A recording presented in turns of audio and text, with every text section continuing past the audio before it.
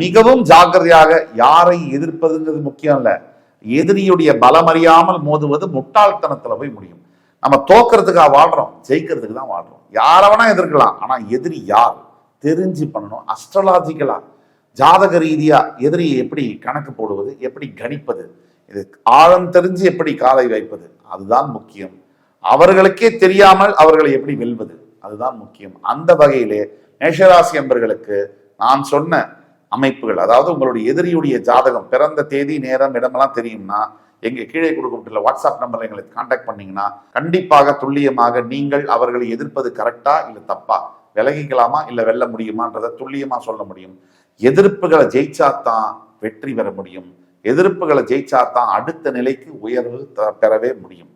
அதனால மேஷராசி அன்பர்கள் முதல்ல சனி 6ஆம் இடம், குரு கேது 1 இருந்தால், ராகு 2 இருந்தால் மற்றும் சந்திரன் 4 இருந்தால் அவர்களுடன் நாம் மோதக்கூடாது.